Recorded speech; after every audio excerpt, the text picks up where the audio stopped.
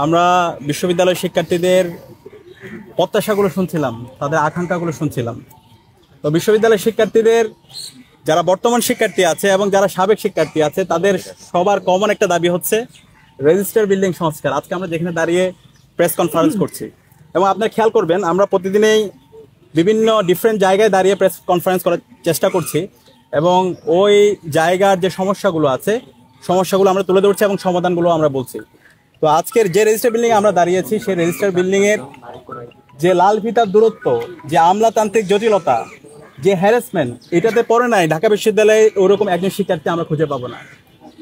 আমরা যারা বিশ্ববিদ্যালয়ের শিক্ষার্থীরা আছি আমাদেরকে যে কোনো কাজ, ভর্তি থেকে শুরু করে বিশ্ববিদ্যালয়ের অ্যাডমিনিস্ট্রেটিভ যে কোনো কাজ আমাদের হলে অ্যাপ্লিকেশন করতে হয়, রেজিস্টার বিল্ডিংয়ে অ্যাপ্লিকেশন করতে হয়, ডিপার্টমেন্টে অ্যাপ্লিকেশন করতে হয়, এরপর আবার অনলাইনে অ্যাপ্লিকেশন করতে হয়।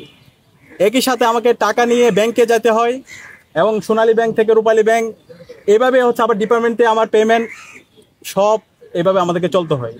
এবং যখন আমরা সব কাজ সম্পন্ন করে রেজিস্টার বিল্ডিংয়ে আসি তখন আমাদেরকে বলা হচ্ছে লাঞ্চের পরে আসেন, লাঞ্চের পরে যখন যাই তখন বলে যে আগামীকাল আসেন। এভাবে চলছে আমাদের রেজিস্টার বিল্ডিং। তো আমরা কথা দিচ্ছি শিক্ষার্থীদের ম্যান্ডেট পেয়ে যখন আমরা সেবা করার সুযোগ পাবো আমরা এই রেজিস্টার বিল্ডিংকে সংস্কার করবো ইনশাআল্লাহ। রেজিস্টার বিল্ডিংকে আমরা পেপারলেস করব। একজন শিক্ষার্থী সে হলে বসেই তার রেজিস্টার বিল্ডিংয়ের তার প্রশাসনিক যত কাজ আছে সেই সব কাজগুলো করতে পারবে এবং তার পেমেন্ট সিস্টেমটাও সে হলে বসে অনলাইনে পেমেন্ট করতে পারবে। এবং একই সাথে যারা আমাদের অনেক শিক্ষার্থীরা বিদেশে পড়তে যায়, এই যারা বিদেশে পড়তে যায় তাদের সার্টিফিকেট উত্তোলন করা, বাইরের ইউনিভার্সিটিতে মেল করা, এই কেন্দ্রিক তাদের হ্যারাসমেন্টের মধ্যে যেতে হয়। তো আমাদের প্রস্তাবনা হচ্ছে আমরা যারা বিদেশে পড়তে যাবে এই সমস্ত শিক্ষার্থীদের জন্য আমরা উচ্চশিক্ষা বিষয়ে একটা সেল করব এবং সেই সেলটা ফাংশনাল থাকবে। ওই সেলের মাধ্যমে অনলাইনে অ্যাপ্লিকেশন করে শিক্ষার্থীরা সব ধরনের ফেসিলিটিগুলো তারা পাবে। এবং একই সাথে এই রেজিস্টার বিল্ডিংয়ে যদি আমরা দেখি রেজিস্টার বিল্ডিংয়ে তৃতীয় শ্রেণী এবং চতুর্থ শ্রেণীর কর্মকর্তাদের জন্য বড় বড় বিল্ডিং হয়, তাদের অনেক সুযোগ সুবিধা দেওয়া হয়, তাদের অনেক রাজনীতি আছে এখানে, কিন্তু তাদেরকে বিশ্ববিদ্যালয় যেভাবে প্রায়োরিটি দেয় আমাদের শিক্ষার্থীদের, আমাদের ছাত্রদের যে আবাসন সংকট সেটা নিয়ে কোনো মাথা ব্যথা নাই। এবং বেশিরভাগ এখানকার স্টাফরা তাদের কোনো ধরনের কাজহীন ছাড়া তারা রাজনীতি নিয়ে ব্যস্ত আছে। তো সেই জায়গা থেকে আমরা যখন এই রেজিস্টার বিল্ডিংকে ডিজিটালাইজেশন করব, একই সাথে আমাদের শিক্ষার্থী যারা আছে, আমাদের ছাত্রছাত্রীর ভাই বোনরা যারা আছে তারা এখানে পার্ট টাইম চাকরির সুযোগ পাবে এবং এই পার্ট টাইম জবের মাধ্যমে তার এক্সপিরিয়েন্স গ্যাদার হবে। এর পাশাপাশি তার বিভিন্ন এক্সপিরিয়েন্সের মাধ্যমে তার ভবিষ্যতের যে লিডারশিপ কোয়ালিটি সেটা ডেভেলপ হবে।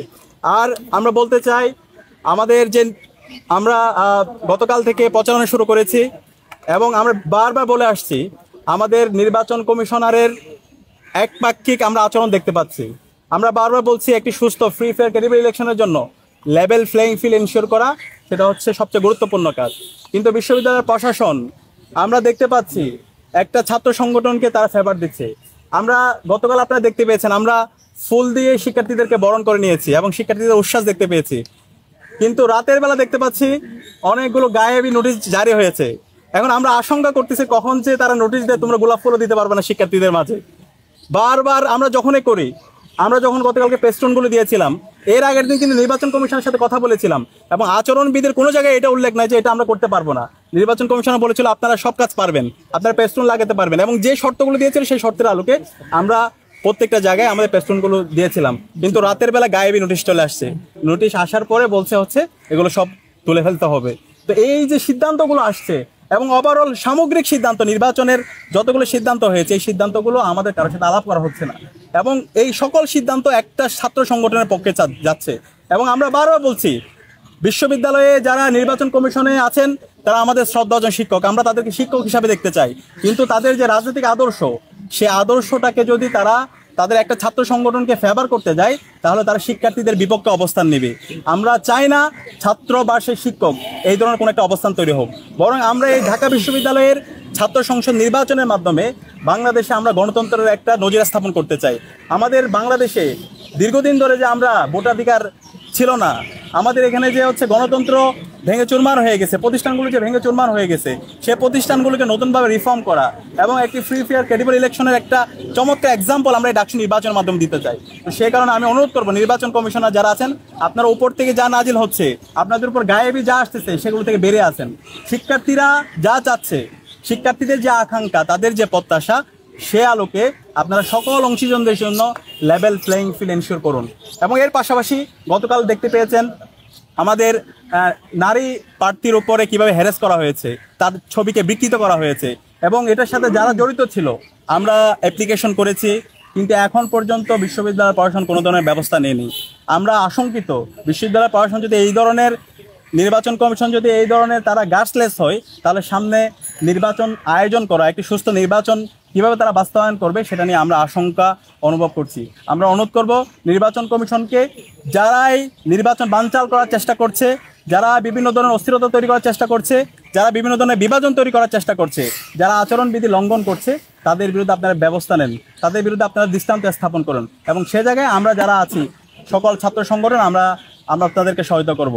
এবং একই সাথে আমরা সবাইকে অনুরোধ করবো, আমরা যারা ডাকসুর প্রার্থীরা আছি, আমরা সবাই বিশ্ববিদ্যালয়ের শিক্ষার্থী, সারা বাংলাদেশ আমাদের দিকে তাকিয়ে আছে।